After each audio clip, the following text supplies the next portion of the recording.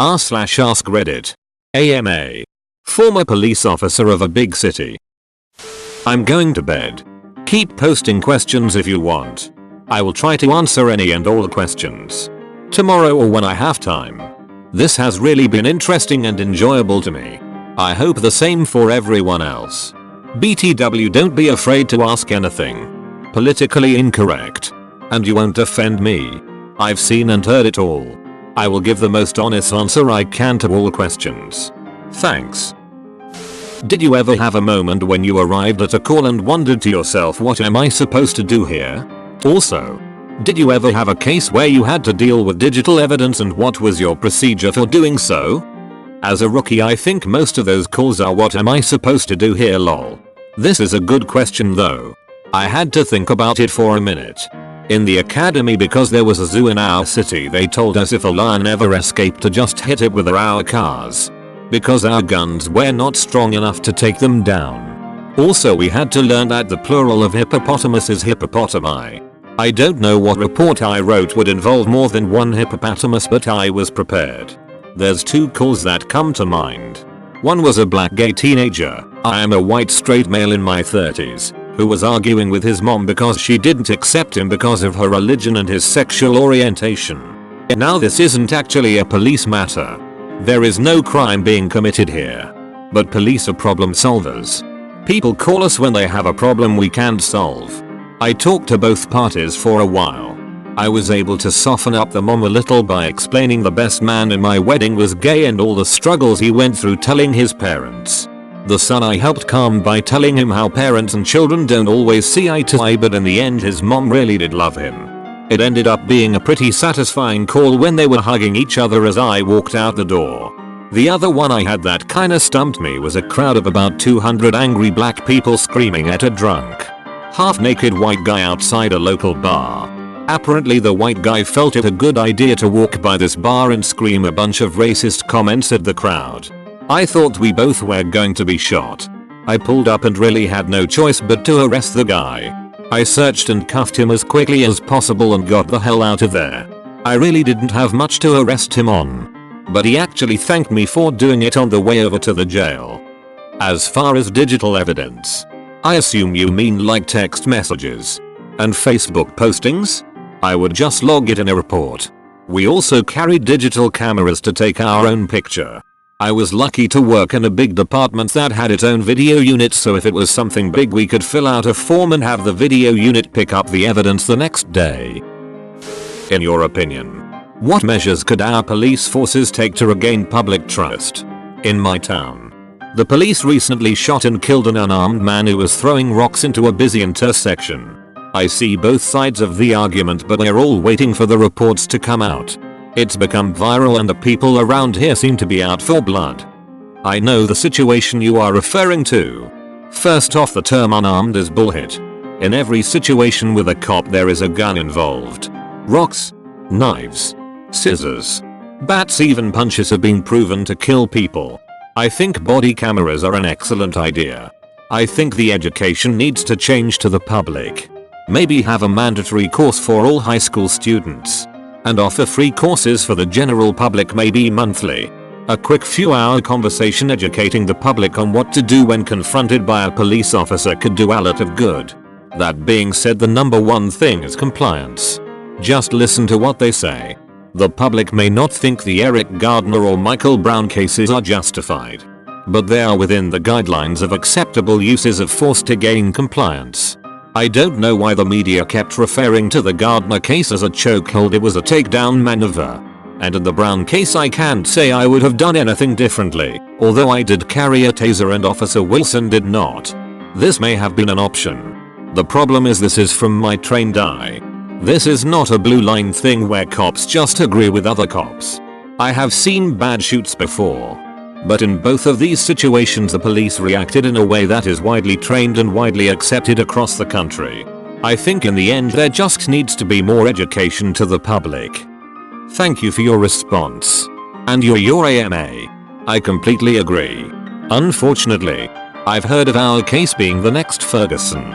I sincerely hope that it's not. So what happened on the episode of Cops? Also, Why aren't you a police officer anymore? Haha, what always happen on cops? I got into a foot chase with a naked guy.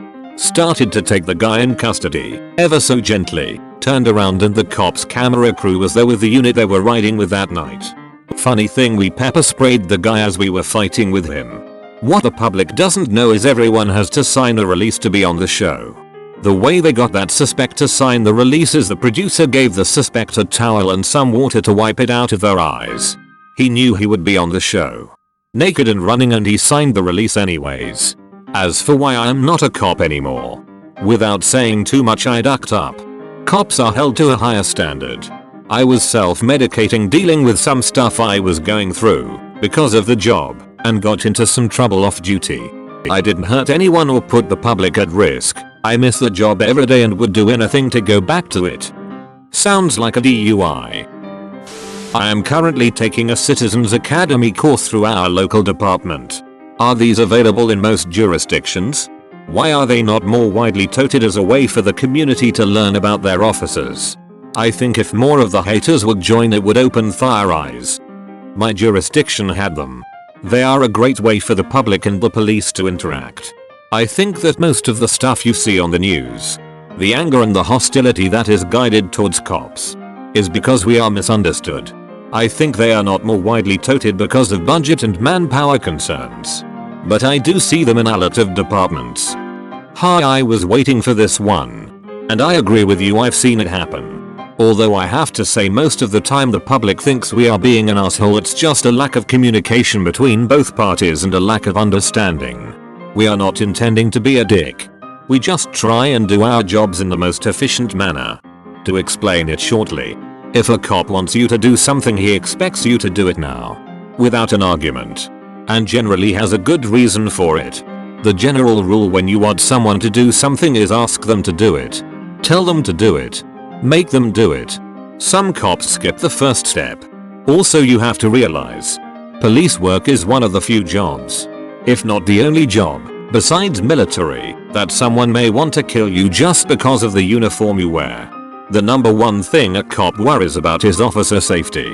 So cops tend to err on the side of caution. They may be gruff or curt with you until they assess you as not a threat. Trust me, cops don't want to be dicks. But we do expect compliance. I was always nicer and more lenient on people that presented a positive personality with me. It doesn't mean you have to agree with us. But the time to argue is in court, not on the side of the road. What do you think about the whole Ferguson situation and how the police officer Darren Wilson handled the situation? As far as how Wilson handled it, I don't know if I would have done anything differently than him. I watched his interview. I think it was on ABC. You can YouTube it. And I kept thinking, wow, that is exactly how I would have reacted. That's how I would have answered that question. It goes to show you how much the mind and training of police officers are alike. Like I said, the only thing I may have done different is using a taser because I carried one. But they are expensive and a lot of departments don't issue them. And despite what people think, they aren't always effective. I think he legitimately feared for his life and reacted to how he was trained. As far as the aftermath, it's a sign of the times. One of the first witnesses, who later recanted his story, stated Brown had his hands up because of social media. This lie and the outrage surrounded by it spread like wildfire. I think Ferguson PD erred in leaving Brown's body in the street for so long. And that fueled the fire. But you also have to fully investigate something like this. As far as all the rioting and aftermath and Black Lives Matter stuff, I found it ironic. I read something last week where from 2000 to 2010 there was over 1,000 black victims of murder in Street Louis where the suspects were black. Where was the outrage? The rioting on all of these lives? I think media and misconception fueled all of this after Ferguson. People like Al Sharpton and Jesse Jackson only helped to fuel the fire for their own agendas. And I also think there is going to be at least some sort of protest on any sort of police incident where someone lost a life after this. Hell, I read after this in Denver, or maybe it was Street Louis, where a cop was shot at, then returned fire and killed the suspect, and there was still a protest. This being said, how often have you been called racist or discriminating when you were just doing your job? Okay, so A lot of people, or at least the vocal minority, express negative emotions when talking about cops, such as hatred, mistrust, etc. But I want to know about the positive stuff. Roughly what percentage of encounters with people were positive? People happily complying? Or even just someone on the street thanking you for doing a good job? What is one of your nicest memories when you've stopped confronted someone? Most of them were positive. I don't know about happily complying, but most people respect police enough to at least be cordial. I didn't have to fight or struggle with most people even when I arrested them. In fact, some of the most enjoyable times I had with people is in the patrol car on the way to the police station. A small percentage of them wanted to cuss you out or act like assholes. But a lot of them just asked us questions or advice. And I would answer their questions and be respectful back to them. This is when you truly got a feel for them. They already knew they were going to jail. You could generally tell at this point if they were a true hithead or just a good person that made a mistake and did something stupid. I had one guy I attempted to stop. He bailed out of his car, ran and hid from me, and when I found him he fought with me until I was able to cuff him. He cursed me all the way back to the patrol car. On the way to the jail I stopped to retrieve his hat that flew off his head during the foot pursuit. He just thought this was the coolest thing. We talked football all the way back to the jail. Just like a couple of regular guys shooting the hit. When we got to the jail he even apologized to me. I had another guy who after I arrested him thought it was the coolest thing. I was at the same baseball game as him earlier that day. He was like, wow, cops go to baseball games. Did not even care I arrested him. Lol, people are strange. But as far as thanking me, didn't happen too much, but I sure appreciated it when I heard it. What is your opinion on peace officers? We have these called peace officers where I am from, and all they do is hand out tickets. I was a certified peace officer. To me it's just another term. Law enforcement officer, patrolman, police officer, public safety officer. Although this is usually police fire combined, they are all the same. You may have that opinion on them because that is your only contact with them. Most departments have a ride-along program open to the general public. Call them up and go on a ride-along. I think you will find they do a lot more than just hand out tickets. Peace officer is sometimes used as a legal term for police officer. That's about it. What do you think of Bill Bratton? To be honest, I don't know a whole lot about him. I did read up on his broken windows style of policing. In theory it does sound like it could work. The article I read stated that broken windows was responsible for lowering a lot of crime in Nick in the 80s and early 90s. But I can also see how it could alienate the public. The Eric Gardner case is a result of broken windows policing. They stopped him for a minor crime, selling loose cigarettes, and a lot of people didn't agree with that. I think he could have backed his officers a little more and explained this policy a little better to the public. But I really don't have an opinion other than that on the guy. De Blasio is a different story. Lol. Is there anywhere in the cop mindset that says okay, he was selling loose cigarettes, sure, but it doesn't justify tackling him to the ground over it? Or is it just comply at any cost? Do you think police should train more with their pistols? You hear about NYPD officers qualifying only a year on pistols with 12-pound triggers. How on earth can I trust a cop on handling their own gun in situations like the above? Yes. Unfortunately, most deps only require you to qualify once a year. That's all mine did. This usually comes down to budget. Ammo is expensive. If we wanted to shoot, we would have to supply our own ammo. It costs me about $50 every time I went to the range. We were lucky we had a dedicated range and full-time armorer. But we still had to buy our own ammo. Kinda scary. Lots of guys only shot once a year. Especially when surplus is drying up, assuming you used 9mm, but I believe a lot of departments are using .40 now. What's some advice you would give to someone looking into the law enforcement field? Thank you for IAmA. Make sure you really want to do it. It's the only way you will push through all the testing and training. You really have to want this. Do a few ride-alongs. Follow websites like Polician.com. Also Officer.com has a great forum session for info. I would recommend at least some college. Start getting in shape now. Research depths and agencies you want to work for. If they are having an exam, take it. You can always go through the process and back out if you decide it's not for you. But depths and agencies only hire on needs and what they budget for, so that means if you are finally ready there may not be as many jobs available. Plan on spending at least a year before you get hired somewhere. Corrections is a good area to start in also. Federal Bureau of Prisons and most state docs are always hiring. This is a great way to work into being a probation or parole officer. Thank you so much for your reply. I am currently in college majoring in criminal justice, minoring in sociology. It is my goal in life to become a police officer. I've been through the Junior Youth Police Academy and I've been on multiple ride-alongs. I hope to stay on the right track and go into the police academy when I turn 21. I am 19 and a female. Thanks again. Why and when did you decide to join the service? Also, do you believe there exist common personality traits amongst individuals in law enforcement, such as exerting a dominant, tough, alpha male behavior? What personality traits do you think wouldn't work well in law enforcement? If by service you mean police dept, it was in high school. I was never in the military, although I wish I had been. As far as why, I don't exactly know. I think the earliest memory I have of wanting to be a cop, I was about 12 or 13 years old and a group of friends were playing Strikeout, a version of baseball, and some local police officers stopped and played with us for about 30 minutes. I remember thinking how cool that was.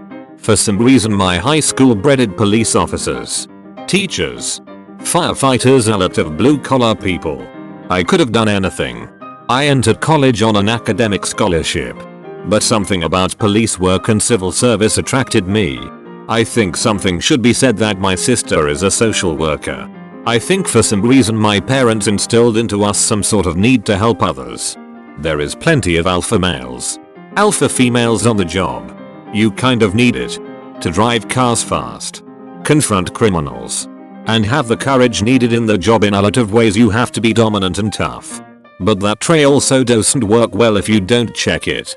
You need to balance that with being compassionate, intelligent, being able to quickly analyze situations, humorous, and be able to handle high levels of stress. The traits that wouldn't work well would be the people that join the job for the wrong reasons. To have power over people, carry a gun, bully people, feel above the law. You need to be confident, but not cocky. Be able to admit when you are wrong. Open to diversity and be able to communicate with people from all walks of life. Also cannot be condescending or arrogant. You are not better than anyone else because you have a badge. Unfortunately these types are in law enforcement. But they are the minority. I have a few more things to do now. If I didn't answer your question yet, I apologize. I will get to it later. Keep them coming. What was your first day on the job like? Show up for roll call. Both nervous and excited. Met my FTO, go out to the car. I didn't grow up or live in the city I worked in, so I had no idea where I was at. He drove the first day. Talking and driving the whole time. I was trying to take in everything at once. The street signs. Every turn we made. The city. We get our first call. A custody dispute. I asked my FTO what to do on the way. He said keep your mouth shut. Observe. And try to seem like you know what you are doing. So we get there.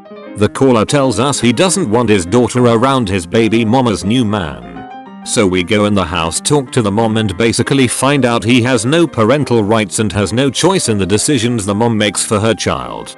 The boyfriend wasn't even at the house anyways. As we're talking to the mom, I look outside and see him ditch something behind a tree. I inform my FTO.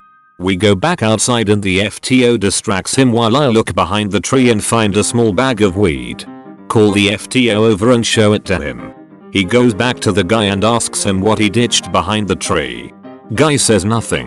FTO gives him a few more chances to tell the truth. Then tells the guy to leave. Guy kept wanting to argue with the FTO about his daughter and finally FTO arrested him. He told me on the way to the station, you got to see a valuable lesson today. Most people talk you into arresting them. He had no intentions of arresting this guy on this minor offense, just wanted him to leave and stop arguing. I don't remember a whole lot else about that first day. We did make a traffic stop. I remember being nervous on that. I was just the cover officer, so I didn't have to do any talking. The next day I drove for the first time. Kept driving out of city limits because I had no idea where I was at. That was a stressful 4 months. But I got through it. Didn't get anyone killed. And learned ALIT. Can you tell me about the vehicles? I see some cops with SUVs, motorcycles, or just squad cars. Do you get to choose or what? And is taking a squad car home even a thing like I see in the movies? What's something that TV shows get really wrong about cops? The shootouts. Most police never fire their gun in the line of duty. A lot of small town cops may go years without even drawing their guns. Also, what you don't see, what you never see, is the paperwork involved. If I make an arrest, it generally took me about 2 hours. Transporting to jail, booking, filling out a report, affidavits. DUIs take 7 reports. And a lot of the technology doesn't exist either. Most accurate police shows I've watched: The Wire and Southland. Most inaccurate: Rookie Blue, CSI. Have you seen End of Watch? How realistic do you think that is? Not in terms of cases but day-to-day bullshit. How was the whole experience being a cop? Did you feel like a hero at some point? I don't know about a hero. I figured I was doing my job. But I did have an epiphany at some point. It was about 2 AM and I was riding shotgun heading towards an active shooter call in a patrol car at about 100 miles per hour. Most people run from trouble. Cops confront it. I thought, why am I not afraid? I may get shot, but in the end your training kicks in and you handle the situation. As for the experience, most cops will tell you it's the greatest job in the world, and it is. But there is a toll too.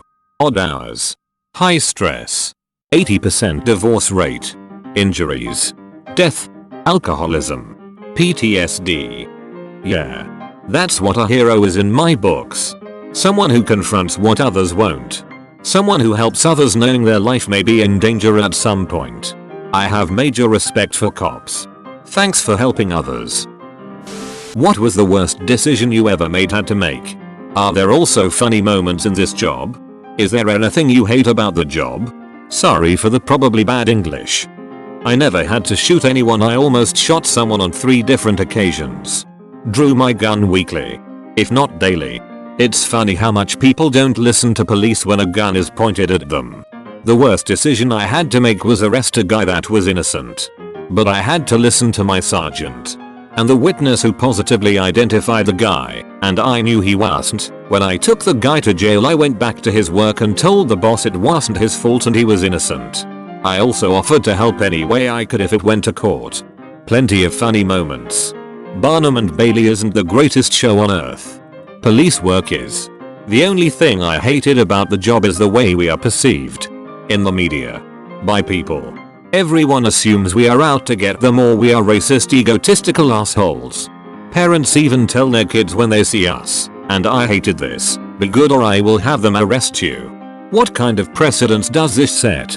Truth is, most cops, 99.99%, are honest, hardworking, compassionate, caring individuals. Yes.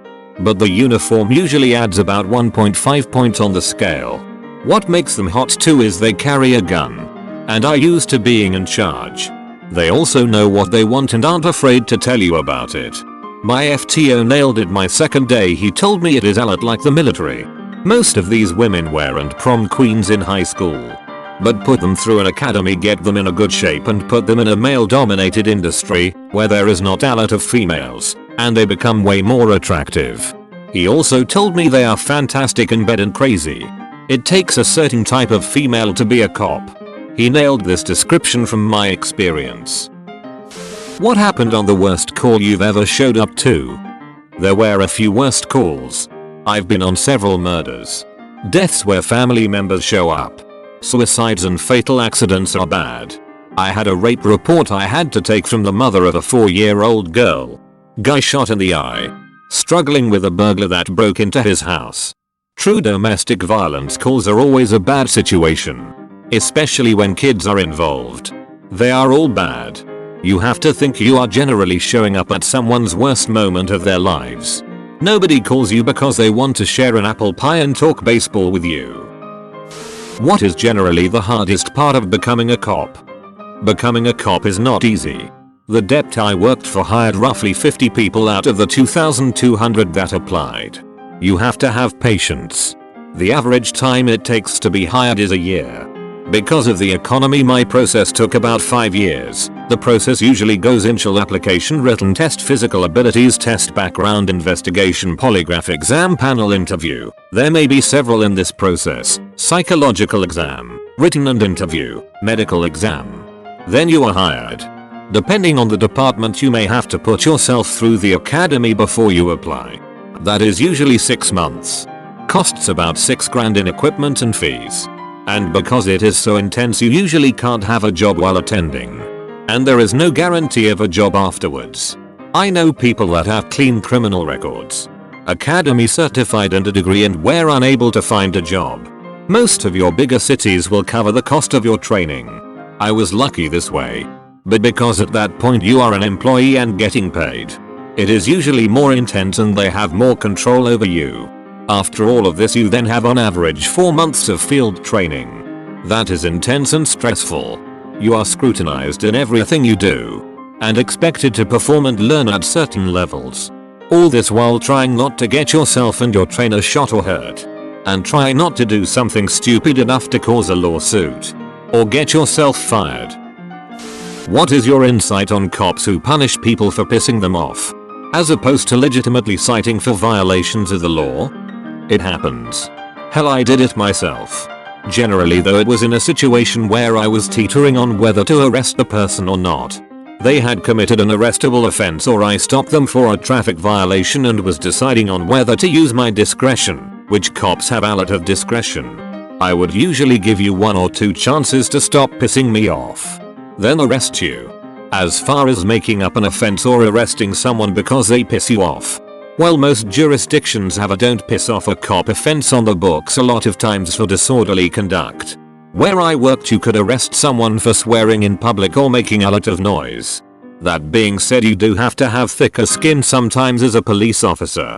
But you also can't take too much hit from people either. It can become an officer safety issue if people believe you are a pushover. It's a delicate gray area most good cops will figure out how to maneuver effectively. Thanks for the response. This gets into dangerous territory, since it allows cops subvert the rule of law to punish on a whim. A bad cop can force people to obey legitimate commands with no consequences. Video recording is the only potential defense. Since you mentioned that it does exist, can you give us some more details about your experiences with the blue line? Also, did you have some sort of communications training while you were a police officer? If so, what sort of training did you have and how often did it occur? Such as in general, or how to react to specific situations? I ask, as it seems like in some crimes, in some jurisdictions, the officers come off as accusing of the victim. When I was training, I watched a cop get angry at a guy that just beat and raped his wife while walking the suspect out in cuffs. The guy was still verbally abusing and cussing out his wife. The cop slapped the guy and told him to shut the duck up. Now technically this is a violation of civil rights and a big no-no. He did this in front of me, a rookie, and several other cops. He felt comfortable doing this because of the blue line. If that guy had complained, everyone there would have probably said they didn't see it. It would have put me in a bad situation. But if I did say I saw it and went against all the other officers, I would have been ostracized and no one would want to work with me or around me. Now this is not being said if something really ducked up went down, cops will cover up for other cops. If he had thrown him on the ground and kicked him in the head, or caused some sort of injury while the guy was cuffed, that wouldn't fly. No cop is going to put his career on the line for someone else like that. Also, no one hates a dirty cop more than other cops. But in this situation, cops are willing to bend the line a little for a slap to the face that didn't cause any injury to a hithead that just raped and beat his wife. The issue comes when there is a video of the slap and not the rape from beforehand. Thanks for watching, and be sure to subscribe to RedditQueen for the best daily content.